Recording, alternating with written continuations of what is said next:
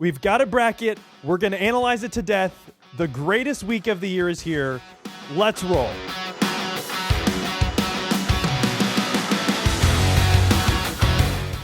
Hey everybody, welcome to the EvanMiya College Basketball Show. I'm your host, Miyakawa, and you hear that? You hear that? This is the greatest piece of paper on the planet. My bracket is filled out with teams, fully blank, literally filled it out with pen during the selection show on Sunday. Cannot wait to break this down. It's going to be an incredibly fun episode today. We have 4 individual region previews with 4 fantastic guests today. Terrence Oglesby, Isaac Trotter, Brian Rauf, and Jim Root have all taken time out of their busy schedules to join me today. So we're going to be doing full in-depth analysis of the entire bracket. In addition, I'm also going to have some analysis of my own on a lot of the big graphics and metrics that I track for the bracket, talking about title favorites, teams that I think you should feel comfortable picking to win the whole thing, underseeded teams. These are teams that are going to have a lot of bracket value when you're putting your picks in. We're going to talk about the kill shot and how all the tournament teams look there. We're also going to talk about relative ratings and how teams play up or down to competition. A lot of great stuff today. Before we get into the region previews, I do just want to give some initial thoughts on the bracket, kind of as I saw it come out on Sunday. First of all, I think this is a really strong group of 11 seeds. Texas, SMU, NC State, and VCU are all rated better than some of the 10 seeds that we see, like UCF and Missouri. So I think the 11 seeds have a good chance of causing some noise in this tournament, especially given that some of the 6 seed teams are dealing with injuries. So the 11 seeds are strong.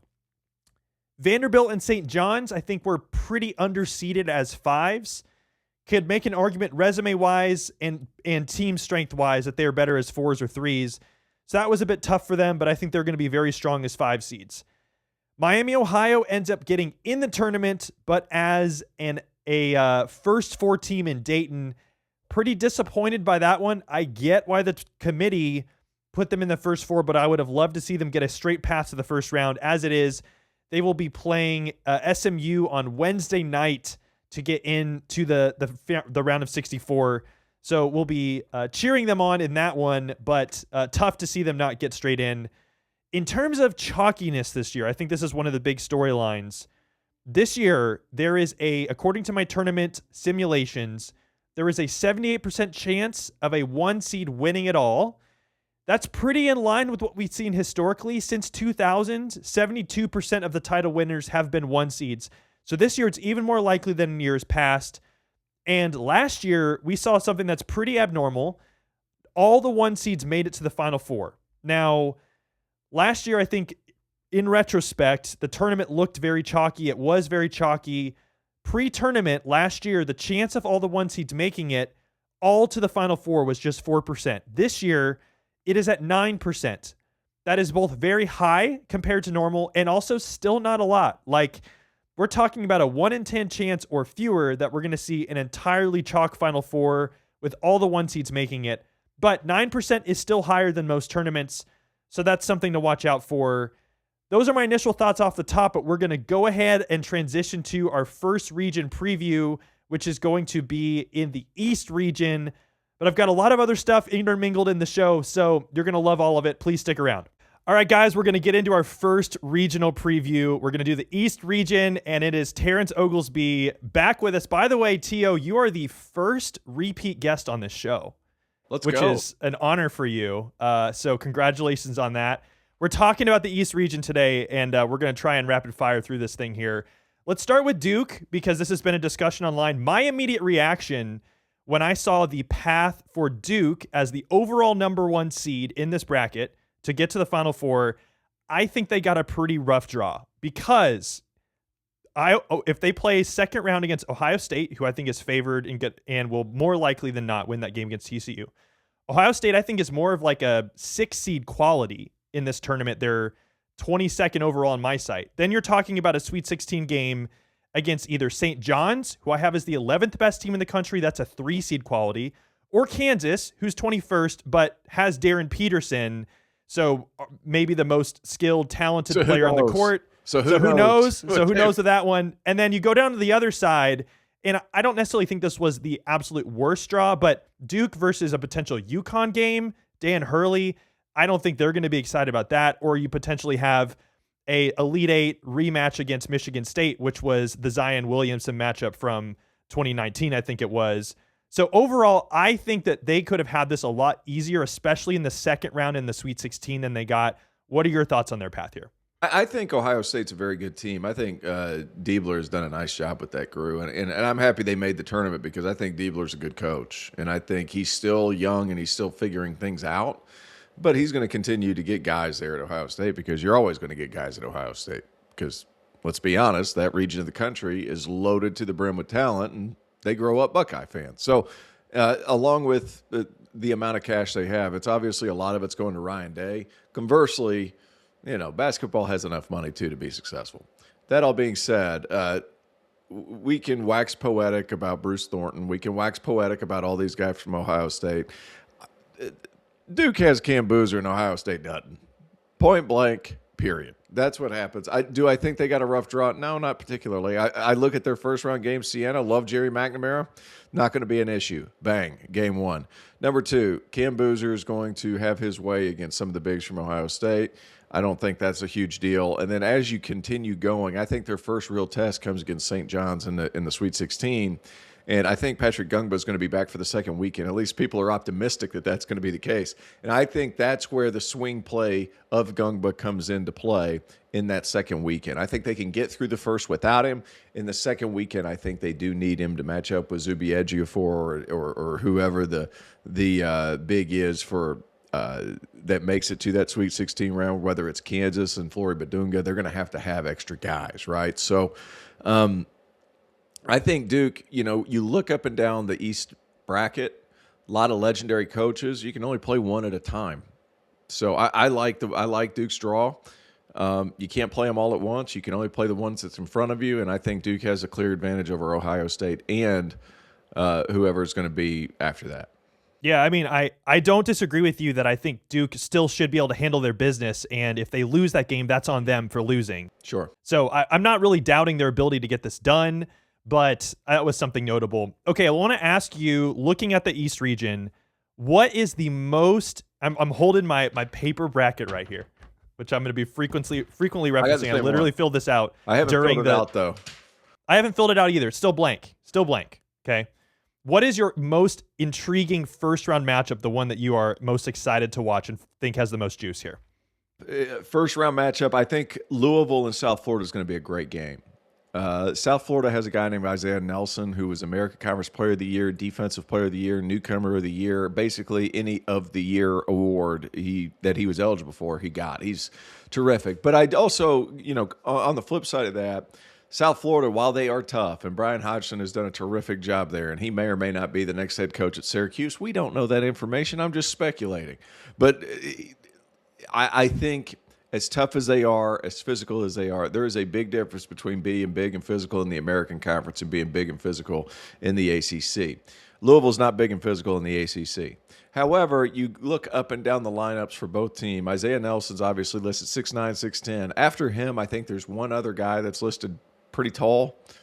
That's it. The rest are 6'5", 6'6". That plays right into Louisville's hands. Plus, you have all this extra shot making. So Wes Ennis, who was terrific not only this season at South Florida, but he was awesome at Lincoln Memorial last year as well. That dude was playing Division II basketball. Was that fair? I don't think so. That all being said, I think Louisville matches up well. They're going to make shots. I think Louisville runs into some problems in round two, but I think Louisville can take care of business against the South Florida team, who's good, but they also looked overwhelming against their competition in conference play. They're not going to be overwhelming against Louisville.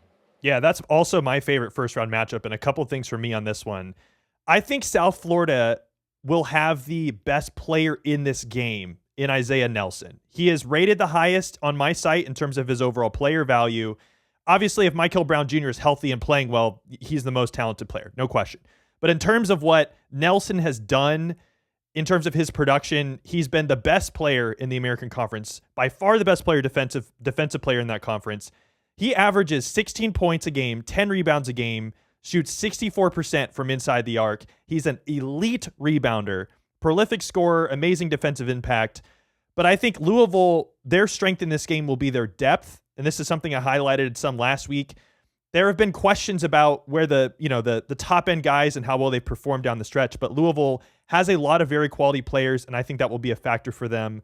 My game prediction for that game is Louisville by 6. I give UCF a 29% chance of winning that game. I think one interesting thing here to monitor is Louisville likes to play fast, and South Florida is 12th in tempo. So I think that actually might play a little bit into Louisville's hands. So we'll see about that one. Both nationally and tempo. Yeah, on my site in terms of their predicted tempo. So these are both teams that are like to play fast, and USF is even faster than Louisville. But I think that's a good thing probably for Louisville in this game. St. John's versus Northern Iowa. I'll just briefly mention that one. I really wish that Northern Iowa. I was really excited about them coming into this tournament. St. John's is a brutal draw for them, and so I think that St. John's will be able to handle business there. But that's a game that I'll be watching. Both those teams are fairly erratic in terms of their game-to-game consistency, according to my metrics. So maybe we get a bad St. John's game and a good Northern Iowa game, but I think St. John's should be pretty comfortable there. Let me ask you this. What is your, outside of the teams you've already mentioned, or if you want to go re-talk about one of those, what is your favorite team in this region outside of, the obvious ones that you think could do well, that you could cause some noise here? I'm looking squarely at Tom Izzo's Michigan State, and there's been a couple of years where I have picked against Tom Izzo, and that does not go well. And it does not go well at all for anybody. I look at their first-round matchup against North Dakota State. North Dakota State has some guys that are talented, but Michigan State's just so tough mentally, and they're going to take care of the glass, and they have Jeremy Fears, who's tough as nails, and Cohen Carr, who could break a game open with just 2 points. That doesn't make sense analytically, I'm sure. But he changes the course and the feeling of a game over the course of, 2 fast breaks? So I like Michigan State. Michigan State simply because of their toughness, because of Izzo, and I think they have enough to get things done. Their matchup with UConn, I have Michigan State beating UConn to get to the Elite Eight and play Duke. And then it gets interesting. Yeah, that Michigan State-UConn game, obviously both teams have to get there. UConn has to probably beat UCLA or UCF. Michigan State likely the winner of South Florida and Louisville. But that game right there, to me, is about as big of a coin flip as you are going to find in this tournament. And right now, I think when I am filling out my bracket, choosing the winner of that game, if it is UConn and Michigan State, is probably one of the biggest decisions that I'll have to make. Because right now, my site predicts that as basically being UConn favored to win that game, or chance of winning that game, 50.1%. Cool. So it's basically right on the line. That does account for Silas Demery being questionable. Otherwise, I think the line would move a little bit in UConn's favor. But, I mean, that is as good as it gets for a 2-seed versus 3-seed Sweet 16 game. And I agree with you. Both of these are incredible coaches. Tom Izzo does this regularly in the tournament. We've seen him be in this exact type of spot and get to an Elite Eight, get to a Final Four before. So that matchup to me intrigues me massively. The other team I'm looking at in terms of having some heat to them, obviously not a given that they would advance more than a game, but Ohio State. I have liked Ohio State most of the year in terms of how good they are relative to how well they've performed in terms of their resume and things like that. This team was kind of on the cut line a couple weeks ago. They're firmly in. They have won 4 or 5, and they lost by just 4 points to Michigan in the Big Ten tournament. Bruce Thornton, I think, after Cameron Boozer, who is the best player in the country, I think in that matchup, Bruce Thornton will be the best player on the court. That does mean something to me. It's not a given that they'll get past TCU. I give Ohio State a 64% chance of winning that game. But like I mentioned earlier, I think Ohio State is more of like a 6 seed in terms of how good they are, and they're seeded as an 8 here. So not, again, very unlikely that they're going to beat Duke because Duke is great. But of all the 8 seeds that could beat the best team in this tournament, I think Ohio State is one of those, and would not be shocked if we get a really, really good Duke-Ohio State second-round game. And honestly, this whole region with Duke, top left of your bracket, best player in the country, you got Michigan State on the bottom. It goes back to the Zion year for me, where you had Duke in a absolute battle against UCF in that second round game that went down to the wire. That was an incredible game. Then we got Duke versus Michigan State in the Elite Eight. There's a lot of parallels here for me there. So that would be theater if some of that played out the same way. In terms of picking the overall winner of this region, are you looking anywhere else other than Duke, or is it pretty much Duke as a lock for you? Duke is about as close to a lock just because they just find ways to win. And I think John Shire is the best coach in the sport this year. That's where I stand on that. I think he's been outstanding this season. And so I would probably go Duke. Referring back to Ohio State, I had them earlier in the year when they lost to Pitt on a buzzer beater from half court, yes, which was unbelievable. I love their guards. Bruce Thornton, Junie Mobley. They have some guys that could really make shots. They're efficient. And Bruce Thornton's like one of the, top 5 to 10 Buckeyes to ever play at Ohio State. I love their story. Tough draw for them. I think they get beat, but they could make it really interesting to go along with what you say because of style play and the fact that they're spaced out and they're going to be able to find some shots. That all being said, Duke's defense, according to yours, is fantastic as well. So interesting to see how that plays out. But I have Duke going all the way through. And when they played UCF, wasn't it? What was the guy's name that was like 7'7"? Taco Fall. It was Taco Fall. Yeah. So that was a fun game. But I think Duke makes it all the way through, especially with Gungba coming back. And they have enough decision-making at the end of the game with Cam Boozer at the point guard, which is what Duke does in the last 5 minutes if the game's close, to where they're going to be fine. I think they're going to be fine. Will they miss Caleb Foster? Yes. Do they have enough ancillary shot-making and playmaking? Yes. And Duke's massive around the perimeter, too. So I feel like they can guard some of these better three-point shooting teams. Yeah, I will briefly touch on the injury impact for Duke because I've been monitoring this closely of what is the projected impact on Duke because of not having Caleb Foster likely for most, if not all of the tournament, and Patrick Ngungba maybe not playing right away in this tournament. And ultimately, in terms of my site and how I adjust for injuries, a lot of times when you have a star player or a top 3 player go out, you'll see a much bigger difference. Ngungba counts right now as their second most valuable player, but they have so many other guys on the team who are capable of filling in. They obviously didn't look quite at full strength in the ACC tournament, but they still were able to get across the line without Ngungba and Foster, and those were their first games that they had really played with that permutation. They were able to figure their way out. Caden Boozer has been playing a lot better recently. So I'm with you. I don't think that let's assume Ngungba is healthy for the games that matter and Foster is not. I don't think that there's enough there to make me massively be off of Duke if I otherwise were in on Duke. I just think they're that much better than everyone in this region. So as of right now, I'm definitely picking Duke here to at least make a Final Four. And, I think they're still one of the, I would probably only put them really behind Michigan, even without Caleb Foster in terms of how good they are in this bracket. So I'm not that worried about Duke, but anecdotally, we have seen crazy things happen. And when you lose players like that, it can affect you a little bit. I feel like looking at Auburn last year was an example of they were fully healthy by the time they got to the Final Four, but Janai Broome was, in and out kind of coming into the tournament. And I think that messed a little bit with their mojo. So again, it's not out of the question that this could affect Duke some and ultimately be the reason they get out earlier than expected, but that's not something that I'm counting on. Yeah, I'm kind of in the same boat, just because the collective size of the whole unit is just impressive. And keep in mind too, Malik Brown, who was oddly enough, like Duke was better defensively with Gungba on the floor as opposed to Brown. And I think that has more to do with stylistically what Brown was last year and the type of team that they had defensively last year compared to what they have this year and how that system works. Because last year it was a lot of steals.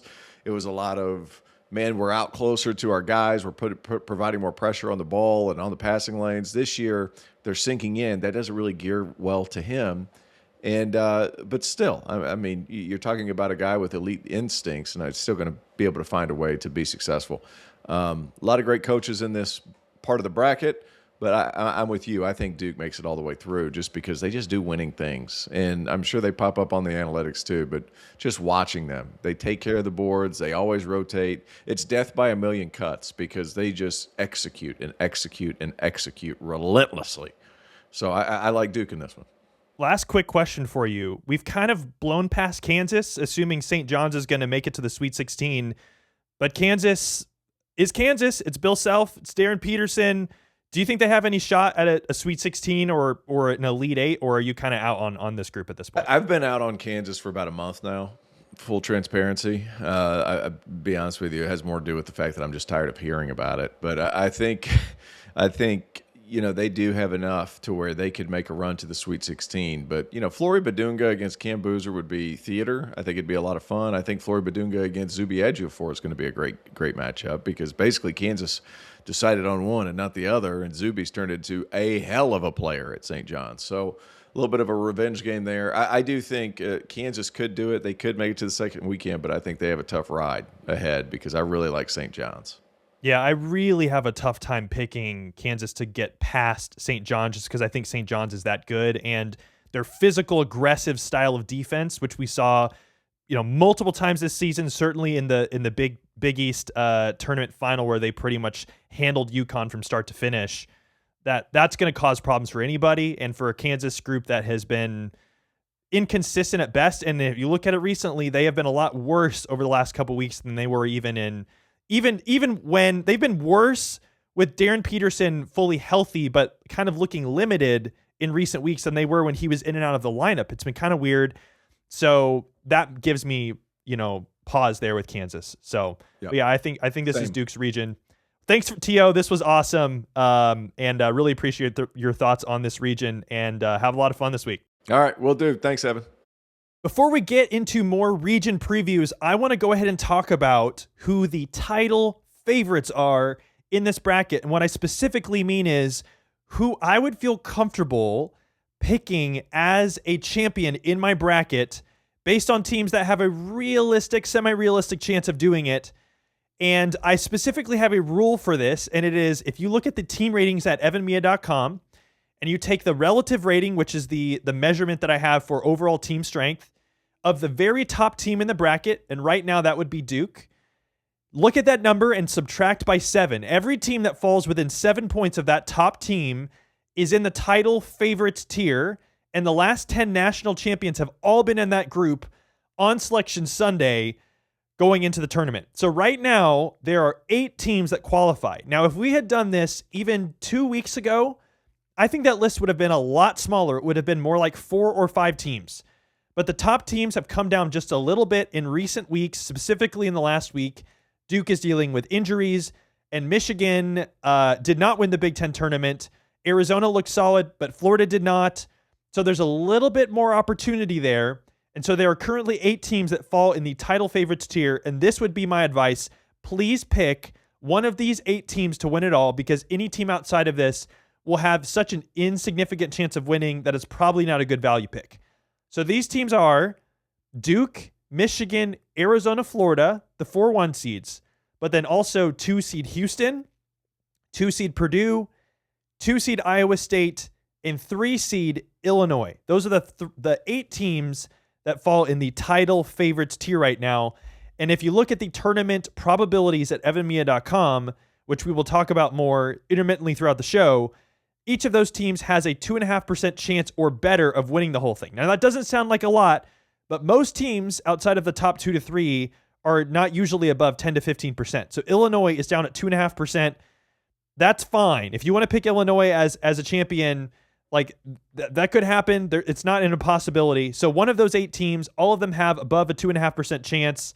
So, and interesting as well, if we look at the overall clumping of those title favorites on the efficiency landscape chart, something that really sticks out this year is that most of these teams are all much better defensively than offensively. There's a clump of teams, Arizona, Duke, Michigan, Florida, Houston. A lot of these teams are way on the right side of the graph here in terms of how much better they are defensively and offensively. That is totally fine, but Purdue and Illinois kind of stick out as sore thumbs because they are much better offensively than defensively. So that's an interesting trend to monitor. And, looking at Purdue, for example, they have a much better offense than a lot of these other teams. Now, defensively, it's nowhere close. but offensively they stick out. So if that's something that is appealing as a title pick of being, hey, this is a very unique team, that is just a trend that I'm monitoring in this tournament because of how good all of these teams are. Most of these teams are defensively instead of offensively. So one of those 8 teams, a lot of them being better defensively, very interesting trend going into this tournament. All right, we are back to preview the Midwest region, and I have the great Isaac Trotter with me here to do that today. Isaac, I'm so excited to get into this with you.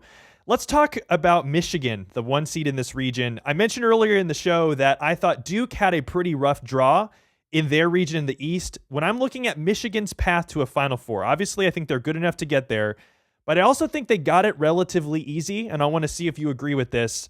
I'm not really worried about a second-round matchup against Georgia or St. Louis. In terms of the 4 and 5 seed in this region, I have Alabama ranked as the 17th best team in the country, and Texas Tech, after accounting for JT Toppin's injury, is just a borderline top 30 team. So I think it's pretty light there. And then you get to the bottom of the bracket, and it would either be likely 2 seed Iowa State, who I have ranked 7th, or Virginia 13th. So when you look across the board, I think Michigan, relatively speaking, got weaker versions of these seeds. Do you agree, and do you think they're going to have much resistance on their way to a Final Four?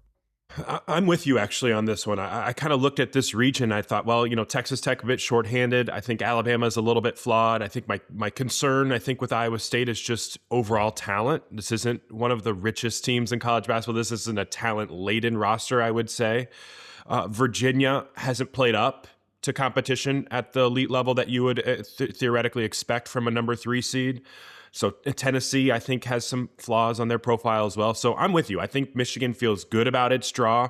They've just been playing well for long stretches, and I think that's the most important thing with them. They're very, very consistent on a night-to-night basis, and their strengths really travel. I think if you just look at what they do on a night-to-night basis, they're shooting 60% at the rim. Their opponents shoot 45% at the rim. That 15% gap and delta is one of the highest in the sports, and I think it leads to such a high floor outcome. And in this draw specifically, I think you're feeling pretty good about Michigan's chances to make it to Indy. Yeah, I'm just going to go ahead and spoil this right now. I think Michigan is the easiest Final Four pick for me out of all of the teams in this entire bracket in terms of getting there. I just don't think they have much resistance. And I think right now, let me check their odds at getting to a Final Four according to my simulations, 64%. So we're looking at more than a coin flip in their favor of going 4-0 in this region. And I also think too, like you mentioned, their athleticism travels. I think that we saw them lose to Purdue in the Big Ten tournament. This was their 3rd matchup. Purdue has played them 3 times. They've gotten to know them really well. I think Michigan is more likely to have the type of experience they had in the Players Era tournament, where you go on the court against these guys and there's just nothing you can do to quite scout for them and scout for the athleticism, the length that they have. So I think it's going to be a pretty easy path for them. Let's turn to some of these other teams, though. Let me go ahead and get your thoughts on looking at all these matchups that we have right here on my paper bracket. What is the most intriguing first-round matchup for you that you're excited to watch and you think has a lot of juice? I think SLU against Georgia is awesome. Both of these teams can really, really score. It might be first to 95 wins this one, and both of them are electric transition offenses, both ranked in the top 8 nationally in points per game in transition. So I think what we've seen lately is that teams are trying to guard SLU a little bit differently. They're really top blocking their off-ball actions, really trying to bottle them up off the ball.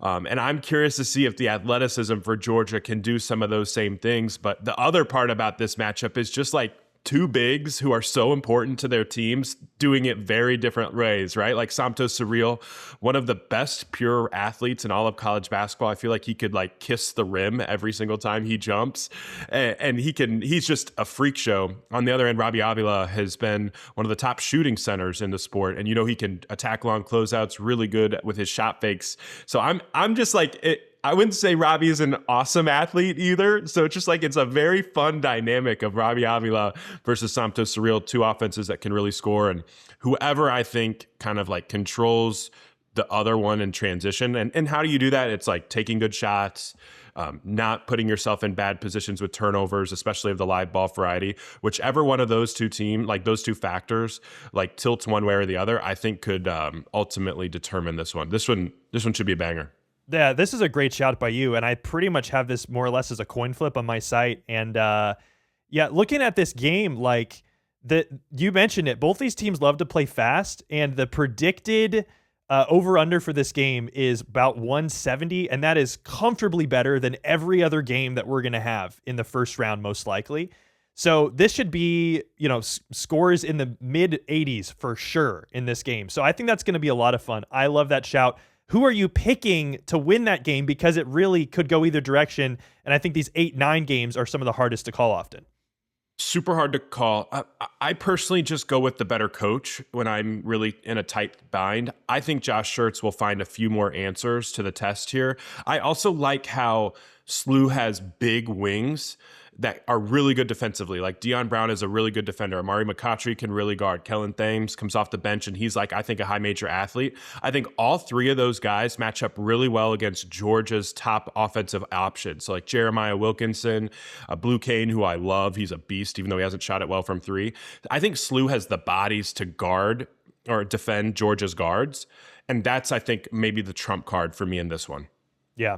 The other matchup for me that I'm looking at in the first round that I am just absolutely in love with is 5-seed Texas Tech versus 12-seed Akron. I think this is probably going to be the most circled 5-12 game in terms of looking for upsets here, and for good reason. Texas Tech is going to be vulnerable because they don't have JT Toppin. Now, they have done just as well without him as they did with him since he got injured, but there is just no way that, and they could continue to, get past that. But just big picture, there's no way this team is as good as they were fully healthy than without JT Toppin. I think Texas Tech, part of what intrigues me about this game is not just Akron versus Texas Tech, but Tech consistently has overcome adversity this season and won so many games that they shouldn't have on paper based on what was going on. So to me, this game is a real litmus test of this team. I think is good enough to make it Sweet 16, to challenge Michigan in a Sweet 16 matchup if they get there, but it's also not a given that they even get past Akron. So just how they play in this game will really set up for me how they're going to do the rest of this tournament. Looking at this game here, outside of Christian Anderson, Texas Tech's depth has always been an issue, and I think Northern Iowa has 5 players, according to BPR at EvanMiya.com, who would all be rated as more valuable than Luke Bamboye, who is Texas Tech's 5th best guy. So once you start getting down towards the end of the starting lineup and towards the bench, I think Northern Iowa actually may have an edge in some of that. The other thing too is, as we've talked about often with Texas Tech, they've got the ability to beat the very best teams in the country, but they have overall been very inconsistent from a game-to-game basis. They are 353rd in game-to-game consistency at EvanMiya.com. So again, that means they're more ripe for an upset than if they were more of a consistent performance level. It means they absolutely can be elite in their best games, but could also drop a snoozer. And so I think that makes them a potential upset pick here. I have Texas Tech favored by 5.5 in that game. You got any other thoughts on that matchup? It's fascinating because I look at this game because Texas Tech has become a make or miss team. They take a bunch of 3-pointers and they have to make those in order to survive right now. That's concerning. Playing jump shot roulette in March is a little scary. Now, granted, this team should take a lot of threes because they have a lot of really, really good shooters. Donovan Atwell, one of the best pure net shredders in all of college basketball. Obviously, Christian Anderson can fill it up. Jalen Petty has been terrific as well this year. I think how I handicap this game is I think Akron would have a lot better chance if they were playing someone else, a different 5, because I think Akron and Texas Tech are going to try to do a lot of the same things, and Texas Tech just does what they do slightly better. And Grant McCasland, I think, is one of the best game planners in college basketball, and they're going to be able to find some mismatches. So I was really excited about Akron getting into the tournament because I thought they made a lot of they have a lot of those tendencies that could upset a team. But I don't know if Texas Tech is the team to do it. I think it will be close. I don't think that Akron can punish Texas Tech as much as they need to inside. That's my one concern. And if this turns into a jump shooting contest, I kind of think Texas Tech jump shooters are better than Akron's. One perfect matchup, though, that could determine this one. Eric Mahaffey, he was an Ohio State transfer, Big Ten pedigree, that's the right word. Yeah. Really good defender. I think he's going to go up against Lawan Watts a lot. And so if he can win those matchups against Lawan Watson, those isolations, that is, I think, going to be a really big key for Akron to hang around this one. I think Akron does hang. I think they will. But ultimately, I do think Texas Tech finds a way to win this one. Let's talk Miami, Ohio. They've got slated into the first 4 against SMU. We always knew that they were going to be an underdog in whatever their first game was, just because, according to the predictive metrics, they're so much worse than other teams on their seed line. Do you think Miami, Ohio has a shot to beat SMU in the first 4 on Wednesday, and then looking at their matchup against Tennessee if they were to get past that first one? I do think they're definitely live to beat SMU. I think they're more connected than SMU, no doubt. I think that they're a better team over collectively than what SMU has. Now, SMU has a little bit better talent, but the player I'm watching this one is actually Ian Elmer. He's not their leading scorer, but he is one of the best defenders in the mid-major ranks, and he has a huge assignment against Jaron Pierre of SMU. I think if you're able to force Pierre into some tough shots, Akron can hang around on the glass. I think offensively, they'll be able to dice up an SMU defense that if they don't have BJ Edwards, they're not super connected on that end when I've watched them, especially lately. And then moving forward, if they get past that, Elmer becomes even more valuable because then he'd get a matchup against Nate Ament as well. So one of the elite wing defenders in college basketball has a matchup against 2 of the best wings in Pierre and then obviously Ament. That will be a really, really fascinating chess match. I kind of think that SMU finds a way to beat Miami, Ohio, but it wouldn't surprise me at all if the Redhawks get it done in Dayton. Yeah, I think it'll be close, and Miami, Ohio has shown consistently the ability to win a close game. So I feel like SMU's blueprint is get that lead up to 15, because if it's close, Miami, Ohio has experience doing this. I do think if the Redhawks can get past SMU, Tennessee is going to be really tough. I would have Tennessee favored by 12 in that game. And when you stack that together, the odds of Miami, Ohio getting to the second round and a potential game against, that would be, Virginia, just a 3% chance of getting there because of how tough the odds are, especially in that second game against Tennessee. So can do it, not super likely. I will ask you just in this region in general, outside of Michigan, who would you say is your favorite team that you think that you really like, that could cause some noise kind of relative to their seed that you're watching for in this one? Honestly, it's Tennessee.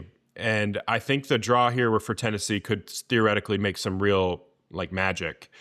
The angle I look at with Miami, Ohio is Tennessee just has defensive ends up front.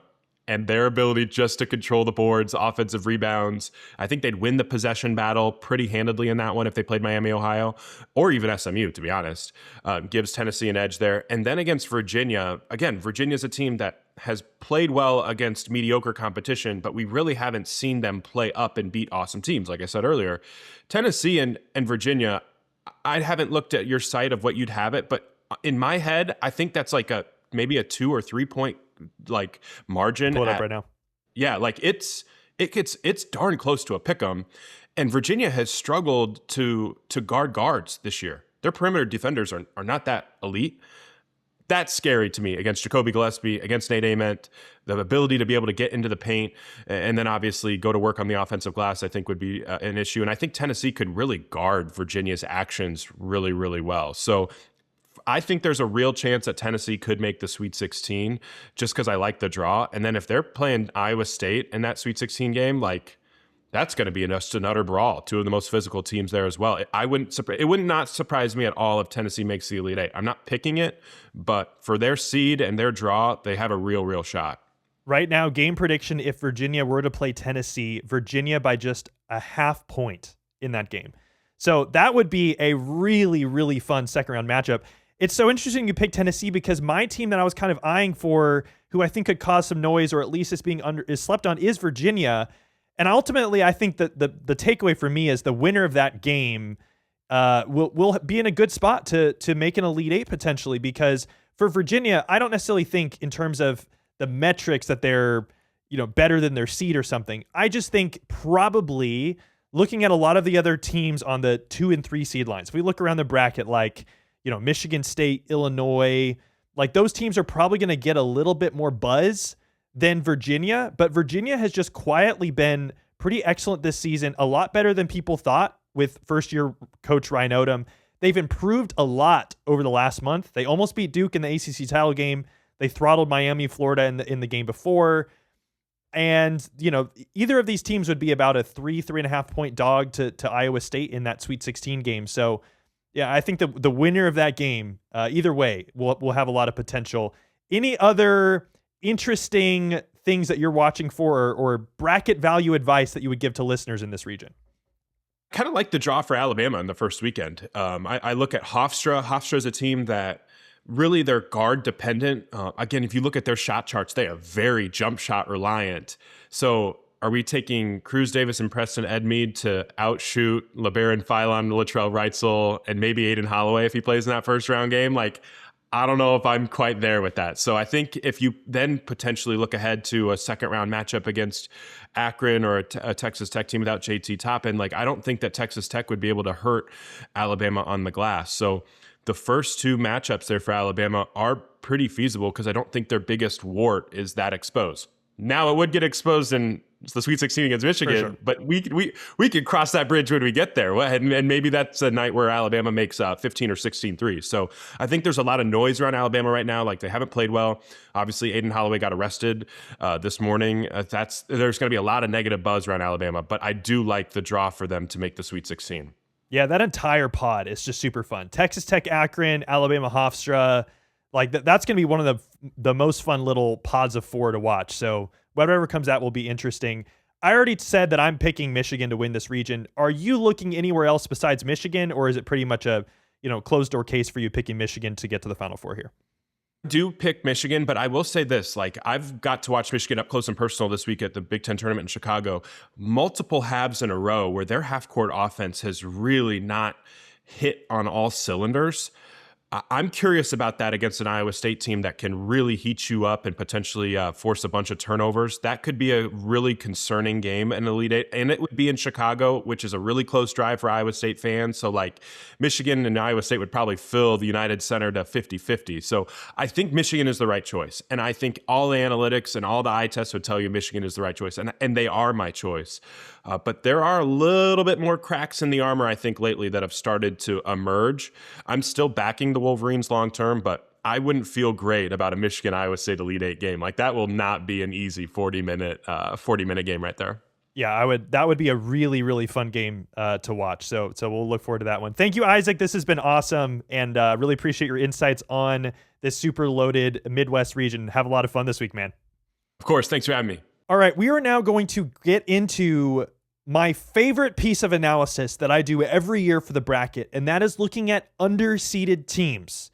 And if you've been paying attention to my stuff in the last couple weeks, you know that I did a preview of this a few weeks ago. But now we have the official bracket. We actually know where all of these teams are seeded.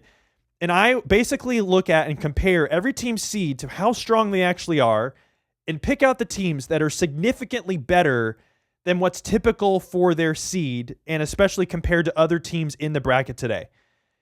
If we look at this group of underseeded teams, these teams historically advance 69% further or win 69% more games than other teams on the same seed line. So these are often good picks, good bracket value picks to outperform their seed and do well in the tournament. Right now, there are 13 teams that qualify as underseeded. If we had done this a few weeks ago, there actually would have been a 1 seed in Michigan that was considered underseeded. Basically, what that would have meant is they were that much better than the other 1 seeds and were a really great pick in terms of bracket value. Michigan and Duke still come close to qualifying, but they have come down just a little bit. So we don't have any 1 seeds. You have to go down to the 5 seed line to start getting our first underseeded teams. But there are 2 there, St. John's and Vanderbilt, both underseeded. I think St. John's is the most underseeded team in this entire tournament. They are more of a 3 seed in terms of their quality. So getting a 5 seed is a little bit tough, but also makes me feel good about them compared to other 5 seeds in this tournament. So we have St. John's and Vanderbilt. And then on the 6 seed line, Tennessee and Louisville are also underseeded. And as we work our way down, Ohio State as an 8 seed, Iowa as a 9 seed, and then there is a group of several 11 seeds that are all underseeded. Texas, SMU, NC State, and VCU all are underseeded. Now, Texas, NC State, and SMU are all in the first 4. So only one of Texas and NC State will come out of that because they play each other. SMU is playing Miami, Ohio in the first round in the play-in to get into the round of 64. VCU is straight in. But all of those teams are stronger than some of the 10 seeds that we've seen, and so they could be pretty tough to beat in the first round. So all of those teams are teams that I'm eyeing. And then Hofstra is the one big Cinderella that sticks out here. They are underseeded as a 13 seed. They play against Alabama in the first round, so there's some juice there. And then there are several 16 seeds that are underseeded. UMBC, Siena are underseeded. Again, I'm not comfortable picking any of those teams to remotely come close to winning, but we'll mention them as inclusion on this chart. But all of those teams are the teams that I am specifically looking at for picking further in the bracket, maybe by a game or two than other teams on the same seed.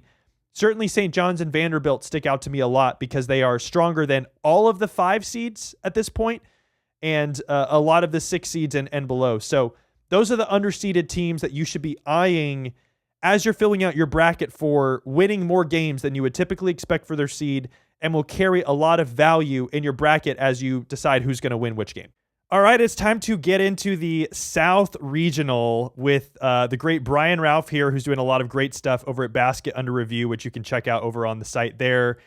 We're talking South Region. That's Florida's region. Let's start there. As I'm looking at the bracket here, I do think this is my opinion, outside of Duke, I think Florida is the other team that definitely has a tougher path to a Final Four. And I'm specifically looking at the Elite Eight potential matchup there because you're having either likely Houston, who I have as the toughest 2 seed on the board, or Illinois, who I have as the best 3 seed on the board, either one of those being your Elite Eight matchup. So that to me is a bit tough. I think the matchups up to that point, a rematch potentially with Vandy in the Sweet 16, who they just lost to.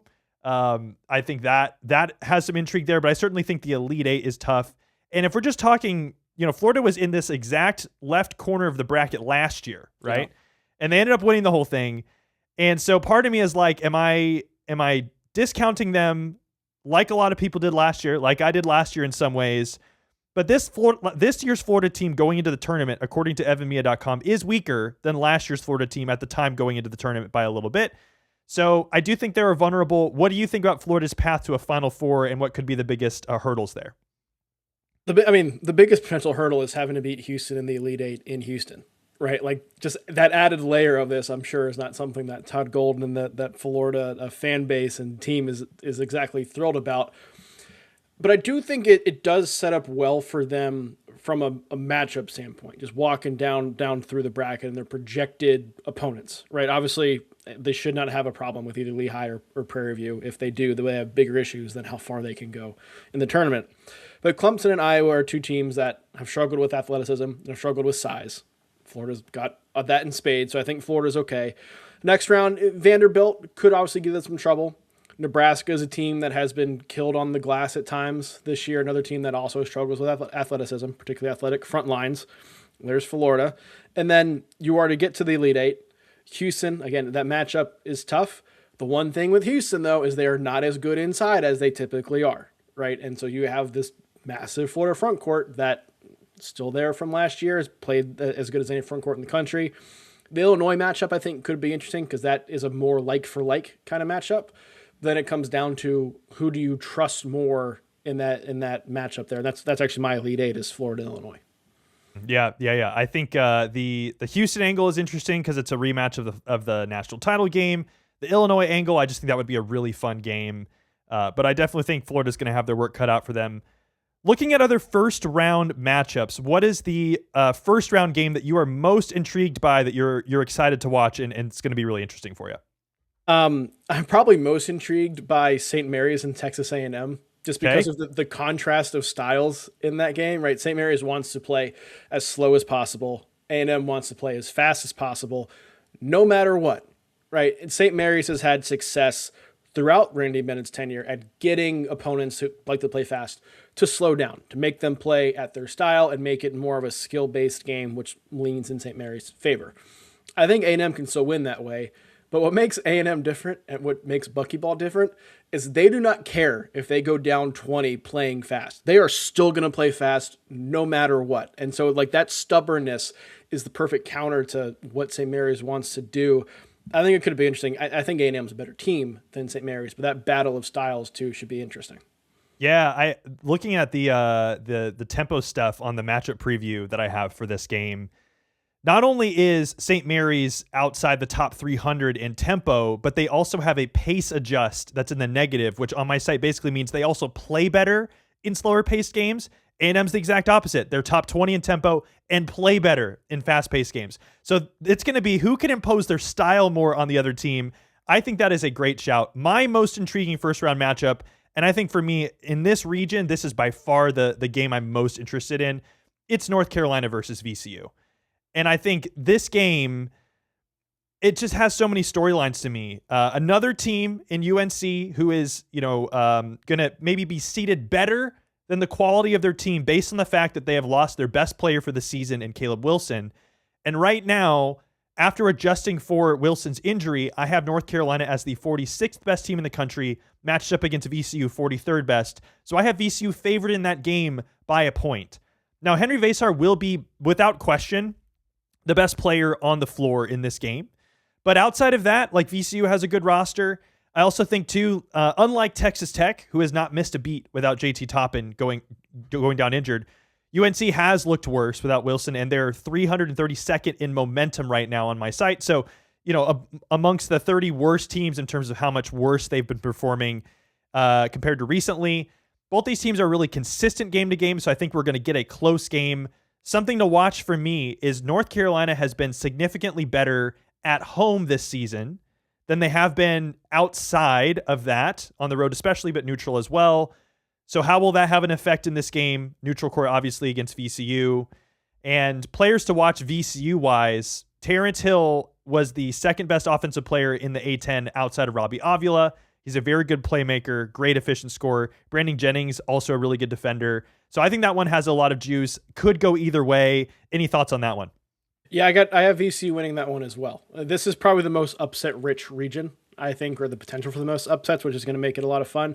The other thing with UNC, 5-4 since Caleb Wilson went out, 2-4 against top 50 opponents. The 3 wins they got are like Pitt and just kind of bottom-tier ACC teams. The guards for UNC, while they have been relatively consistent as a team, the guards have not been. And you go against a VCU team that is not your typical like havoc pressure style defense for VCU, but they are athletic and they are physical and they will get into you. Back in non-conference, they played 6 games, VCU did, against top 55 competition. I don't want to say power conference because New Mexico, I think, was one of the games in there, and some semantics for that stuff.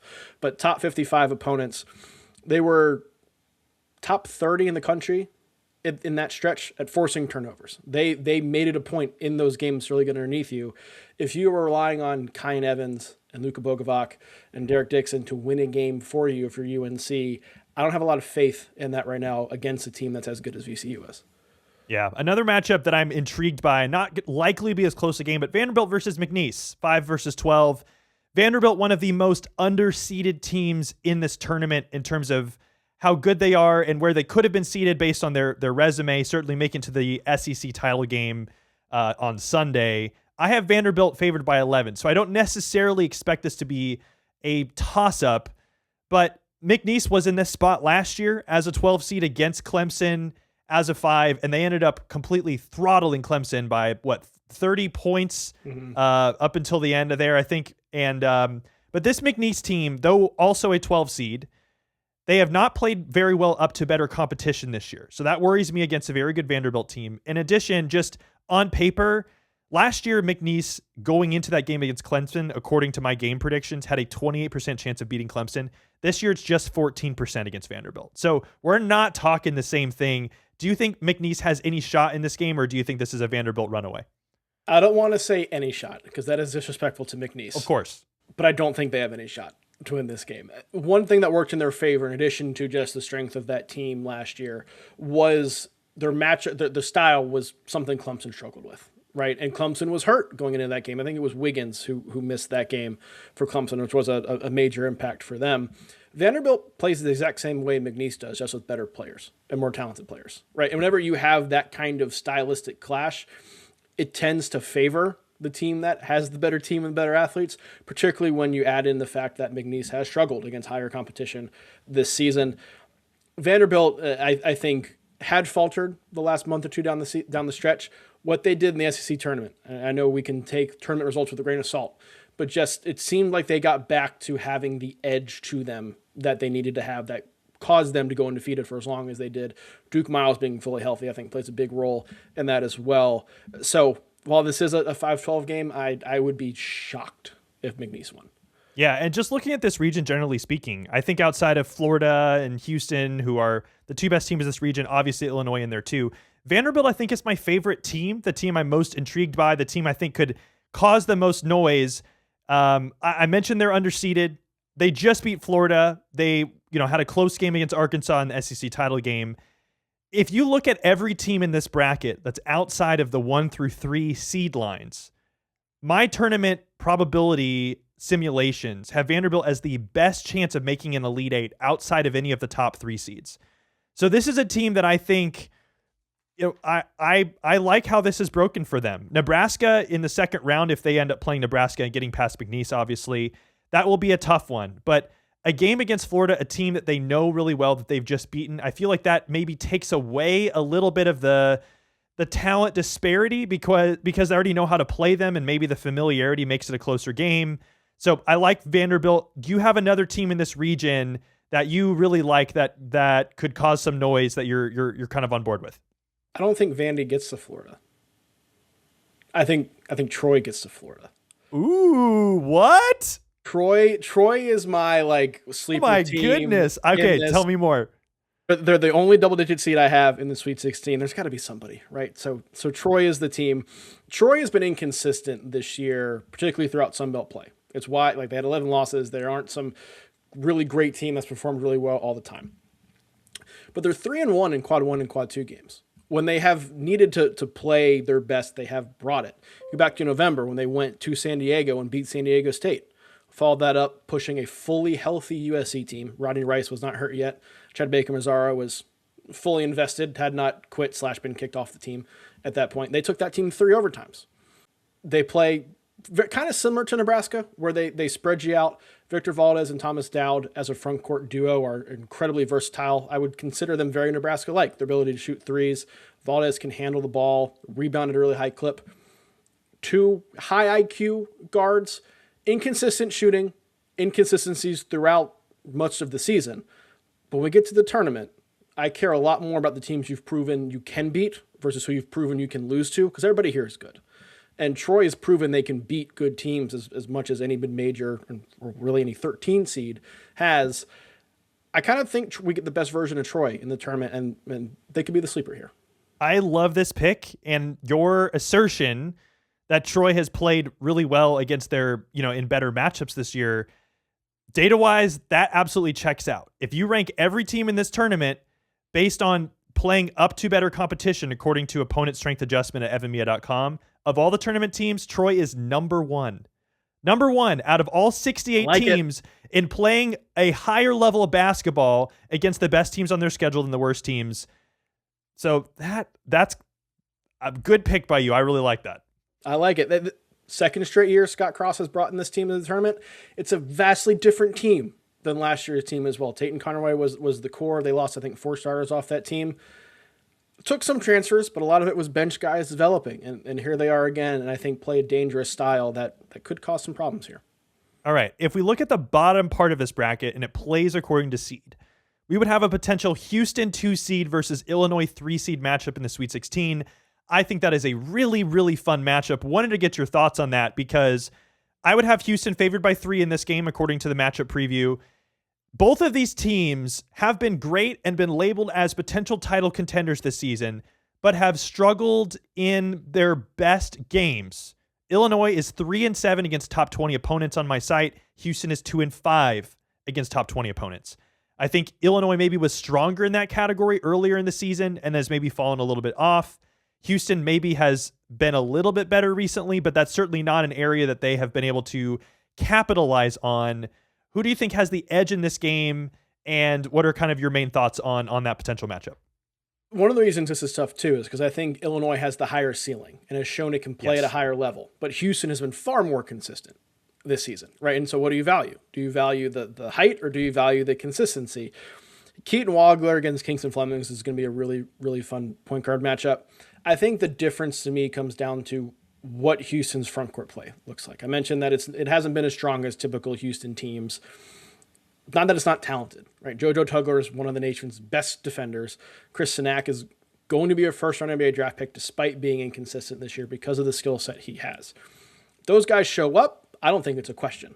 The problem is those guys have not always shown up, and Milos Uzan and Emmanuel Sharp, as good as they are, have not risen to the level we kind of expected they would in the preseason. If they show up and can match Illinois' front court, then I think Houston wins. But I think less has to go right for Illinois to win, let's say. The one thing with Houston this year is they're very good, but they are not as Houston-like in the typical Houston areas. They're just okay on the glass. They're just okay defensively. I mean, very good in the context of the country, but just okay in terms of where they rank among your typical Houston teams. And that's what Houston has relied on to overcome some of the offensive droughts that they've gone through throughout Kevin Sampson's tenure. They haven't been able to survive those as much this year because they are not as good on the glass, not as good defensively. Probably lean Illinois because of that, but I doubted Houston a lot last year. You were very on me for that, and you were correct. I don't want to do that again, but I would probably lean in favor of Illinois. Yeah, that'll be a great matchup. Okay, in terms of just picking who's going to come out of this region, Florida obviously the most likely team, but if we're looking at a region to not go chalk and pick the 1 seed, I think this is definitely one of those regions. So outside of Florida, who are you looking at to go out of this region? For me, I'm not making my official pick till probably Wednesday. That's typically how I roll with this. But I'm probably not picking Florida, and I'm likely looking at one of Houston, Illinois, or Vanderbilt to come out of this region. You might have Troy coming out of this region. Who do you got? No, I do have Florida coming out of the region. This is the region I expect to be the most chaotic, maybe the first weekend or so. But I would be shocked if somebody other than Florida, Illinois, or Houston made it to the Final Four, right? And I think that's what we might see a lot of this year, where we might get some upsets the first weekend and things get a little chaotic. But we've talked all season long about how strong the top teams in the country are. And Florida was weak in the backcourt. They have gotten so much better since the beginning of the season. They posted the ESPN graphic in this SEC tournament. I know you posted that too, about they're shooting like 40% from 3 in March, where it was 28% in non-conference play. I trust them, and I trust the front court to get it done. Again, if Illinois' front court was a little bit more consistent, maybe you go with the Illini there. Maybe if Houston's front court was a little bit more consistent, maybe you go with Houston there. I trust the consistency of Florida. I think the Vanderbilt loss may have woken them up a little bit because it came less than 24 hours after Todd Golden was talking smack about Kentucky, as he should. He's the reigning national champion. But I think it maybe refocuses this group, and I think they get there. Yeah, I like that pick. All right, this has been fun, Brian. Thank you so much. And I'm sure you'll have a lot of fun this week. I will as well. Let's hope Troy wins. I would love that. And I am all on board. You have convinced me. You've convinced me that this is going to be the tournament for Troy. So let's make it happen. There you go. All right, it is time to talk about the kill shot, our favorite metric in college basketball, tracking every time that a team goes on a 10-0 run in a game. And before I get to the graphic that looks at all of the tournament teams, I will just repeat the stats on this. If you have at least one kill shot, one 10-0 run in a game, you win 71% of the time. If you have more kill shots in a game than your opponent, you win 81% of the time. If you have 2 kill shots in a game, you win 88% of the time. And if you get one of these even longer runs, a 20-0 run, which we call an avalanche, wins 91% of the time. So this is just a really key metric that tracks momentum and the ability to change the script pro or con for you or against you in a game. So if we look at the teams in the tournament in terms of the number of kill shots per game adjusted for opponent that they go on and that they concede, this gives us a really good idea of the strong teams in the tournament, the streaky teams, the consistent teams, etc. So going into this tournament, the strong teams are Michigan, Arizona, Illinois, Houston, Florida, Duke, Nebraska, and St. Mary's. All of those teams are much better than the rest of the country in terms of their kill shot differential, looking at the number of kill shots they go on minus the number of kill shots they give up. Michigan and Arizona by far the best at not conceding kill shots. And honestly, if there's one thing I care the most about with this metric for title contenders, it is looking for teams that are very reliable at not giving up 10-0 runs. So both of those teams are great there. Illinois is the best after adjusting for opponent at going on kill shots in this entire tournament. So they have the ability to flip the script in their favor better than anyone else. Love that Nebraska and St. Mary's are in this group as well. So that is the group of strong teams in this tournament. If we go and look at the streaky teams in this tournament, these are teams that go on lots of kill shots, but also are very susceptible to giving them up. And what that means is these games that they're in are often pretty wild. They can go back and forth, and no outcome is secure until the final whistle goes because, these games could be flipping back and forth all over the place. So the teams in the streaky category are Iowa State, St. Louis, Texas A&M, High Point, Georgia, Gonzaga, NC State, Iowa, and VCU. The two most noteworthy ones in there are Iowa State and St. Louis. Iowa State, in terms of their ability to go on kill shots, is just as good as a lot of those other strong teams that I mentioned. I think they're fourth best after adjusting for opponent in the whole country at going on kill shots. But they give up a ton of 10-0 runs in return. I think they've given up 16 this season, which is way more than a lot of the other title contenders. So Iowa State, very capable at any time of taking the game over, but they're not super safe with a lead necessarily. St. Louis, very similar. One of the strongest teams. I think Iowa State and St. Louis both lead in terms of just raw kill shots per game in the country, but they give up a lot, especially in bigger games. So something to monitor there along with a lot of those other teams. On the flip side, we have the teams that I call least streaky or more consistent. And these are teams that don't go on many kill shots, don't give many up. It means often that their games are a little bit more, I don't know if you call boring, but maybe more predictable in that if they have a lead, they're likely to win. If they don't have a lead, it's harder to come back in these games.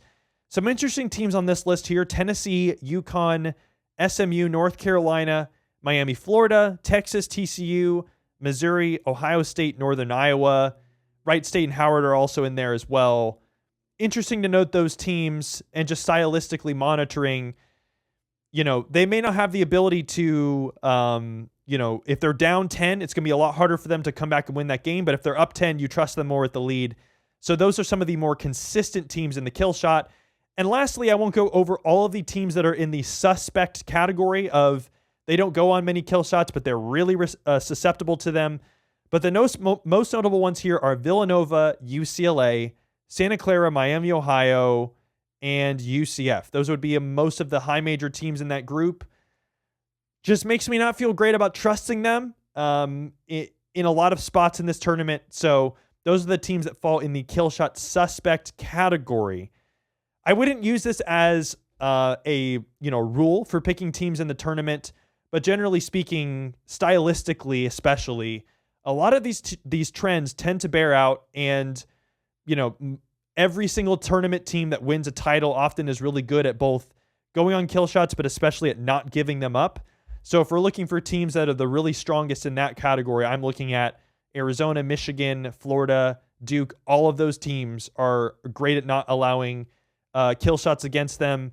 Tennessee and Michigan State, St. John's, or some other teams in that category. If you want to see the full graphic, you can see it on the latest blog article that I have up on evanmiya.com that goes over a lot of these graphs.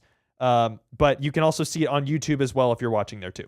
All right, last region of the day, and we are doing the West region. I have Jim Root here to help break us down this region for Arizona, which is the number 1 seed here. Let's start there, Jim. We've talked about all the other 1 seeds and their paths to a Final Four. Let's do the same for Arizona here. Looking at their second round matchup, assuming they get past the 16, would be against either Utah State or Nova. I'm not super concerned about that. Where it gets really fun is a potential Sweet 16 against either Wisconsin or Arkansas. If we get either of those teams, I think for me personally, this might be my favorite possible Sweet 16 matchup that we could see in this entire bracket, just because Arizona has been so good, but both of those teams feel like giant killers in what they can do. Both have top 9 offenses at EvanMiya.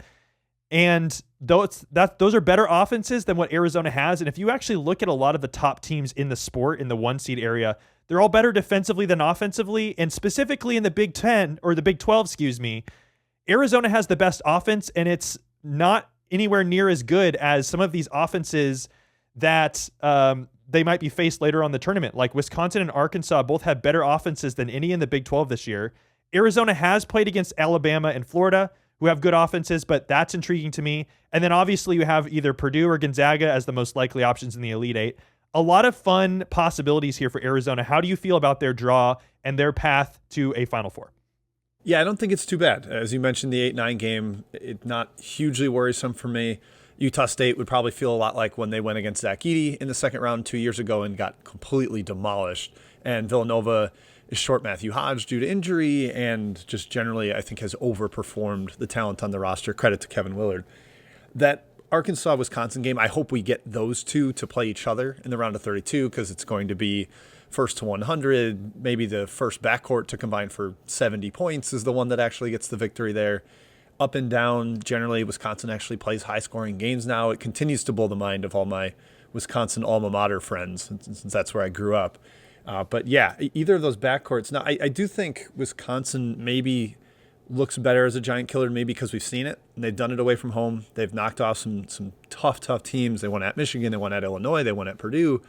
Had Michigan on the ropes at the Big Ten tournament, thanks to Austin Rapp's incredible explosion.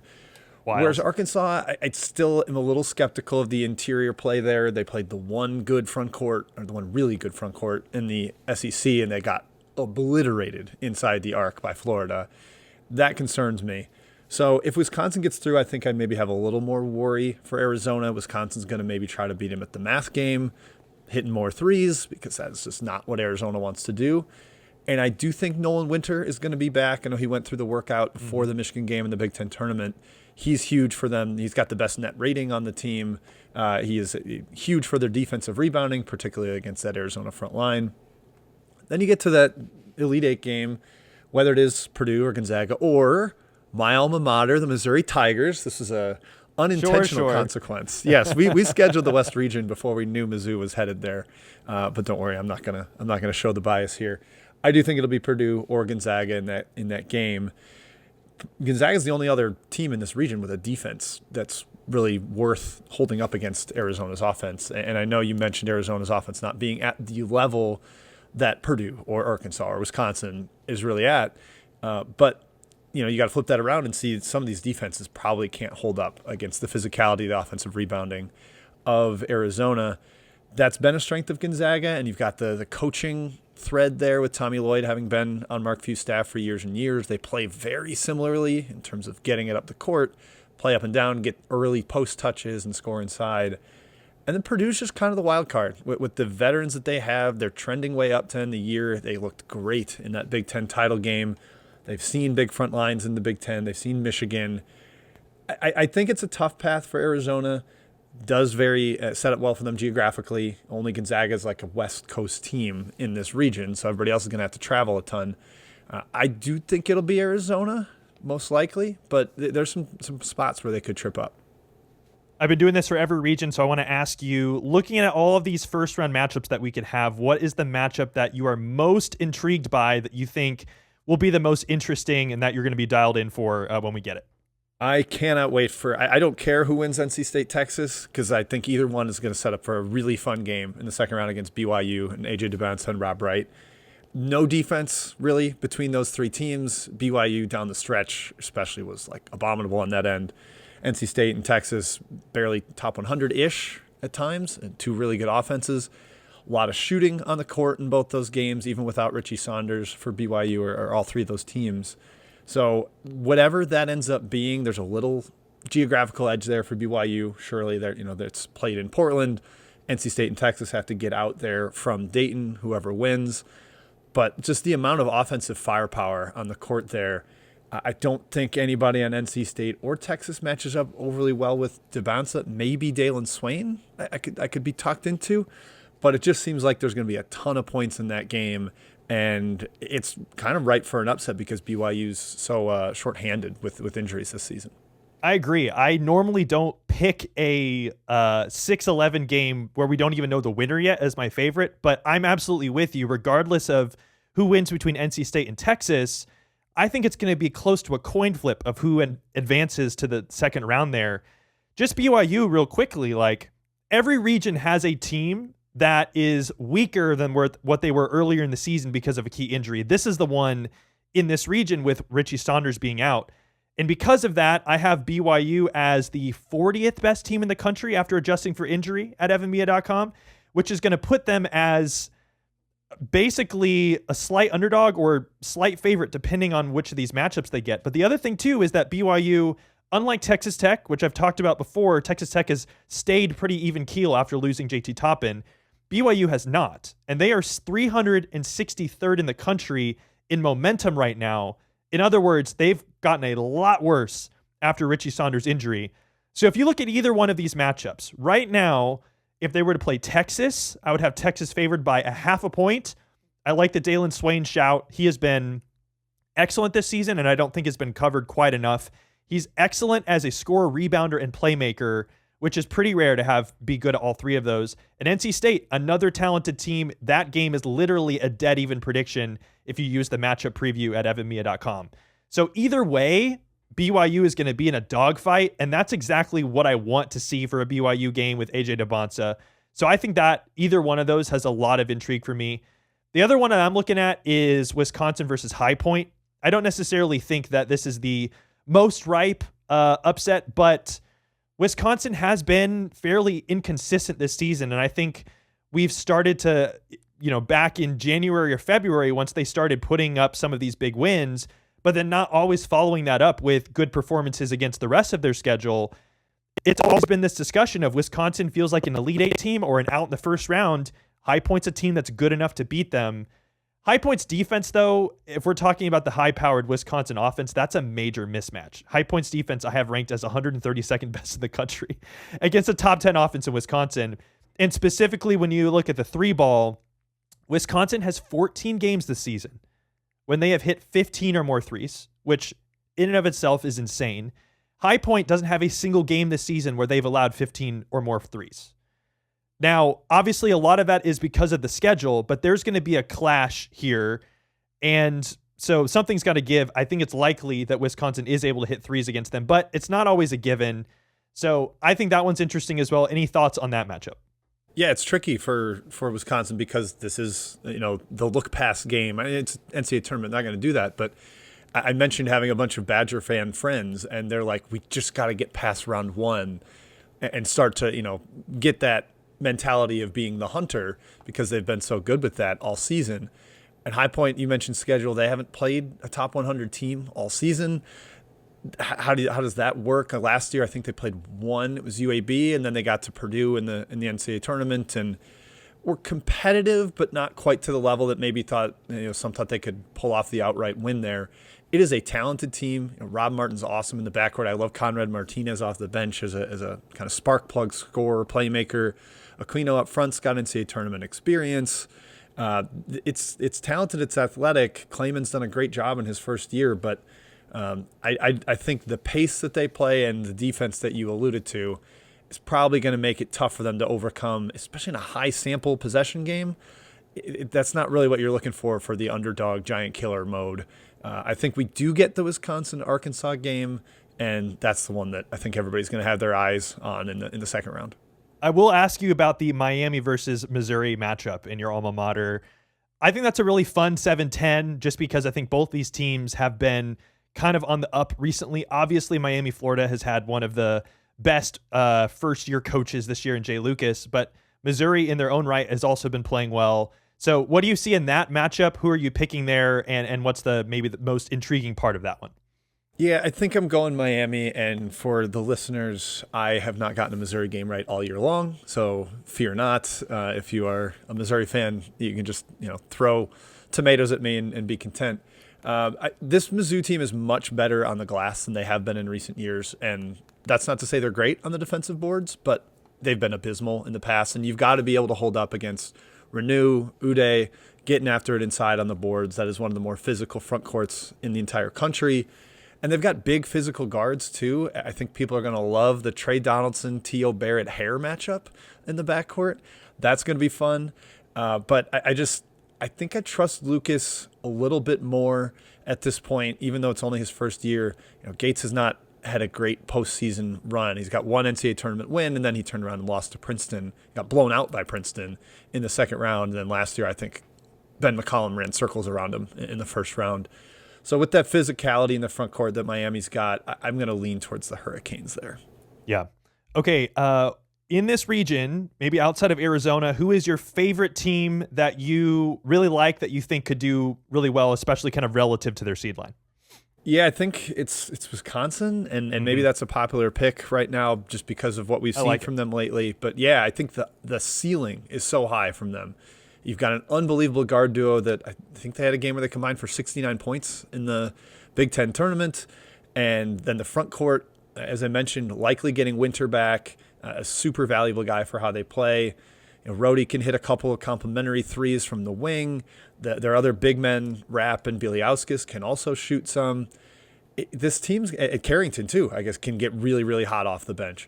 So they've got the 1 or 2 game upside, and they've shown it throughout the season that if they're able to get past the hiccups in the first round, I think they've got a chance. And even if they knock off Arizona, again, a team that's not exact same as Michigan, but like just the overwhelming size and the fact that you've got to stay vigilant on the glass for all 40 minutes and in transition for all 40 minutes, that there's at least some similarities there, and they've been able to play with Michigan twice, beat them once.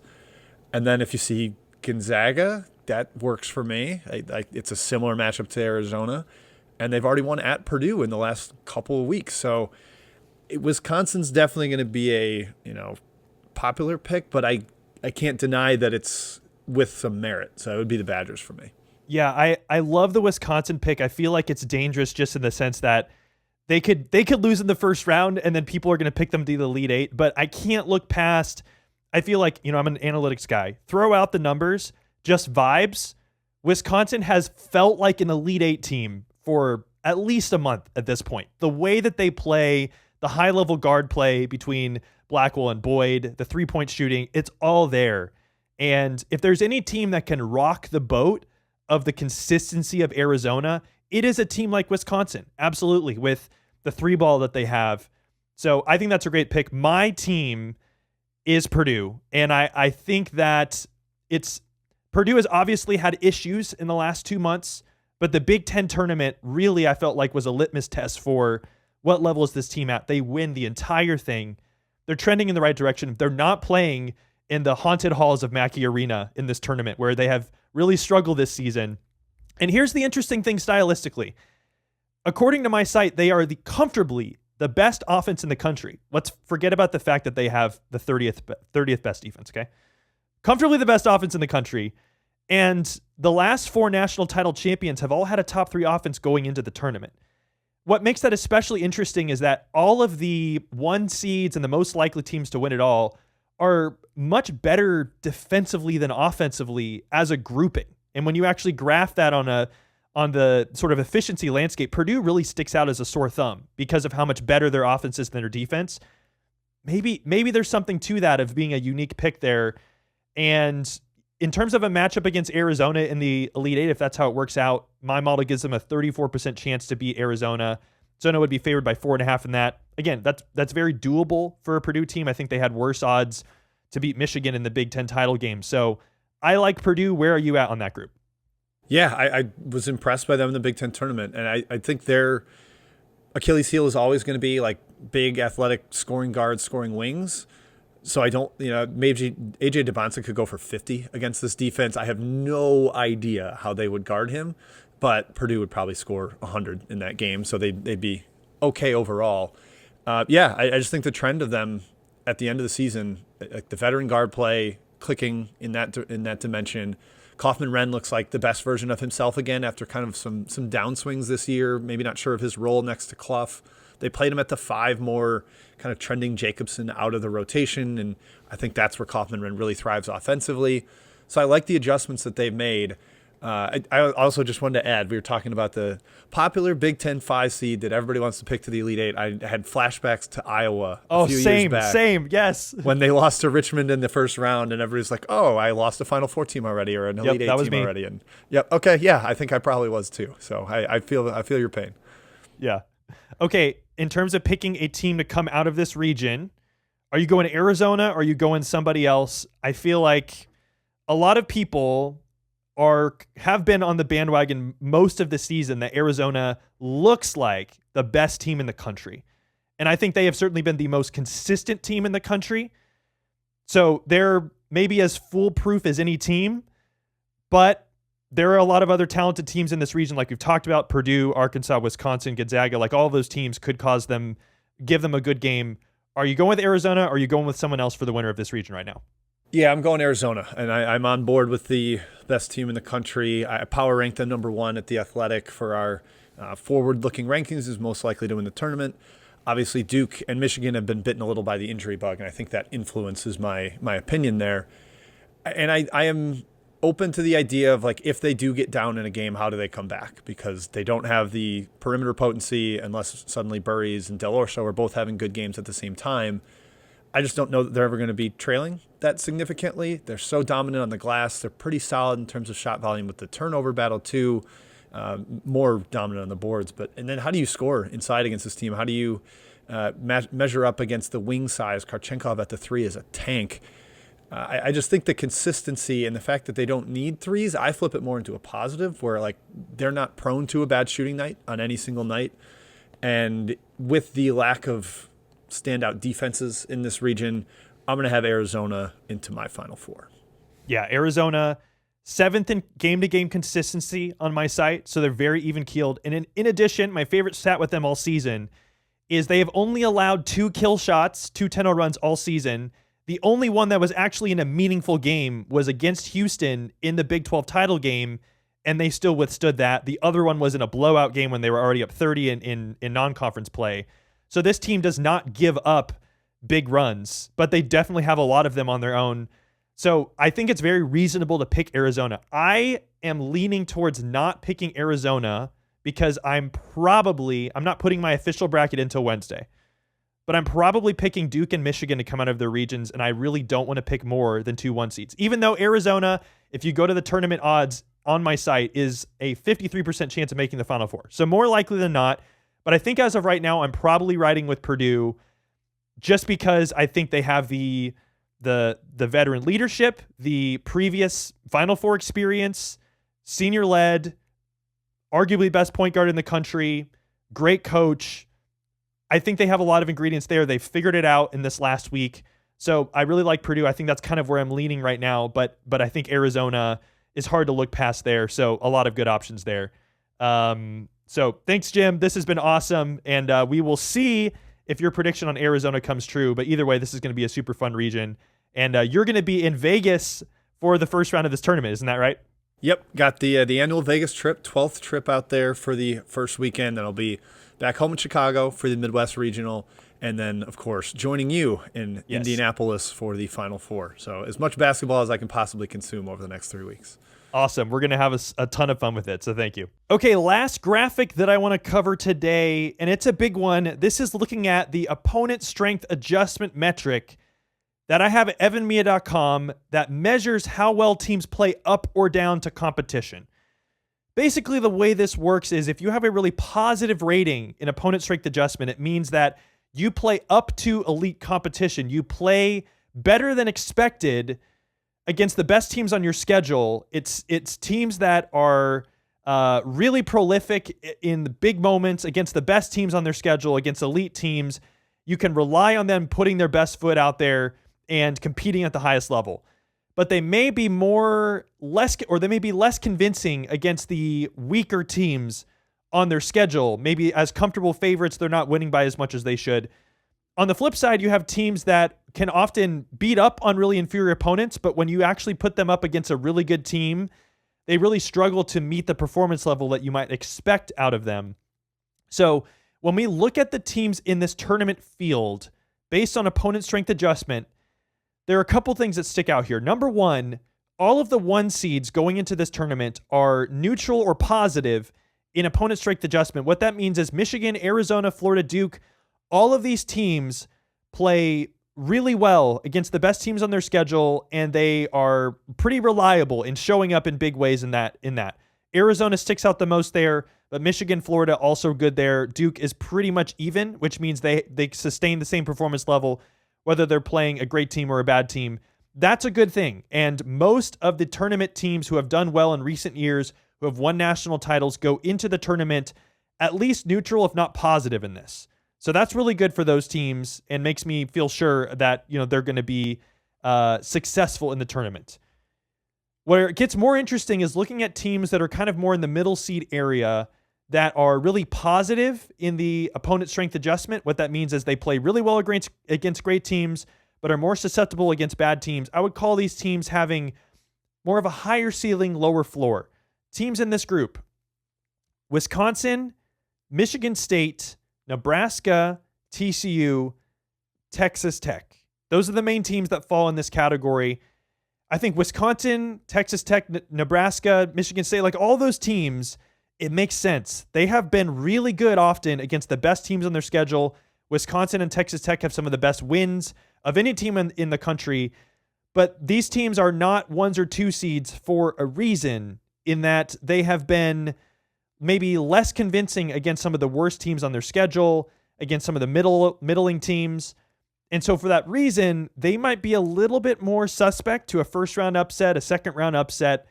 But if they can get past those matchups, I have a lot of confidence in them to really give any better team than them a run for their money. If they're playing a 1 seed or a 2 seed, they have shown consistently this season that they can really, throw a good punch and potentially win those games. So those are teams I would call high ceiling, low floor. On the opposite side, we have teams that are more high floor, low ceiling, in that they have been really, really convincing in games that they are comfortable favorites in, but against the best teams on their schedule, not so much. There's 5 teams in this group: NC State, Louisville, Vanderbilt, Kentucky, and Alabama. NC State and Louisville in particular are really, really low in this, way lower than everyone else. And what that means is they are probably really good at handling their business against teams that they are favored against. And certainly for Louisville, if we're looking at their first round matchup against South Florida, maybe they're more prone to surviving in that round. But once they get to playing the best teams, the 1 seeds, the 2 seeds, the 3 seeds, these teams in this group have not consistently found good performance levels against the best teams on their schedule. And it makes me pretty skeptical of how they're going to do in some of those bigger games. So higher floor, lower ceiling for those teams. And the final group that I will concentrate on here is teams that I would say have Cinderella upside. These are some of the better teams that won their conference tournaments or in traditional one-bid leagues that do play better in their best games. And there's 4 teams specifically that stick out to me here. That would be Hofstra, Troy, Miami, Ohio, and Kennesaw State. Hofstra and Miami, Ohio in particular will have pretty good shots at, getting to the second round. And they do play their best basketball against the best teams on their schedule. So that makes me feel good about them. Troy actually has the best opponent strength adjustment of any team in this field. Now, they will have a tough first-round matchup against Nebraska. But hey, we mentioned it earlier, Nebraska is also in this high ceiling, low floor category. So maybe that bodes well for Troy in that Troy will play their best basketball against Nebraska. Maybe Nebraska is a little bit more shaky. So that's something to monitor there, especially with those Cinderella teams. Well, we got through everything. I am wiped, but that was a ton of fun. I cannot wait for this tournament. And we will be back next Tuesday with a recap of everything that we see in this first weekend of the tournament. So please stick around for that. But thank you so much for being here in the most anticipated episode of the season. And it has just been so much fun to see and do this podcast every single week leading up to this tournament. And now it's finally here. I'm going to have so much fun. I know you guys are going to have so much fun with it. As always, this is an ad-free show. If you found this today for the first time, please help support the show by giving us a 5-star review on Apple or Spotify. That drives more people to the show. If you're watching on YouTube, please subscribe to the channel, like the video, share with other people. It will really, really help a lot. But thank you guys again. This has been super fun. I cannot wait for this tournament. I'm sure you guys are all in the same boat. Thank you so much for listening. We will be back next week to recap all of these games. It truly means a ton to me that you are here. I will see all of you guys next time.